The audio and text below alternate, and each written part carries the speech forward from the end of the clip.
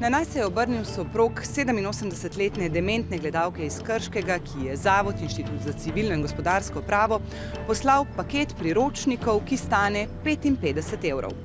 Ker priročnikov ni naročil, njegova žena pa se prav tako ne spomni, da bi jih naročila, je paket zavrnil. Kmalu zatem pa dobil račun za poštnino v višini 10 evrov. Kot nam je pojasnil direktor podjetja, je upokojenka iz Krškega že septembra lani po telefonu naročila 4 pravne priročnike. Decembra pa jo je poklicala študentka iz njihovega klicnega centra in ji ponudila nov paket priročnikov. Je šlo za to, da je gospa po telefonu knjige naročila, na osnovi tega smo jo tudi poslali potem položnico, katere pa ni plačala. In potem je verjetno zaradi tega ta naša študentka še enkrat gospo poklicala in jo vprašala, zakaj teh knjig ni plačala. In ta gospa je potem rekla, da bo to pač storila. Na osnovi tega smo jim potem knjige tudi poslali. Knjige je njen soprog zavrnil, saj nista prejela pisne ponudbe podjetja.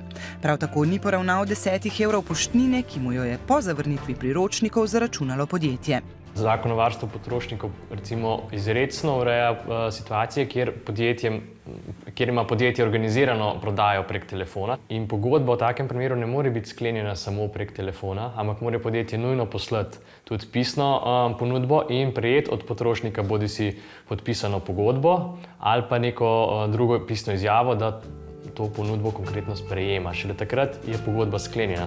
Podjetje Inštitut za civilno in gospodarsko pravo pa sklepa pogodbe tako, da pač verjamemo na besedo, da je nekdo nekaj naročil. Če se potem na koncu izkaže, da ta oseba trdi, da tega ni naročila, potem vrnemo sredstva in nikoli nobenemu ne želimo vsiljevati kakšnegakoli našega izdelka. Potrošnik v nobenem primeru tukaj nima nobenih obveznosti do podjetja, ker pogodba sploh nikoli ni bila sklenjena. Če podjetje pošilja domov blago, ki ni bilo naročeno, gre lahko za to agresivno poslovno prakso. Tukaj je kazen od 3.000 do 40.000 evrov in nadzor nad tem ima tržni inšpektorat, tako da tukaj vedno se lahko poda prijava zoper tako podjetje. Na tržnem inšpektoratu zato tudi naši gledalki svetujejo, da poda prijavo.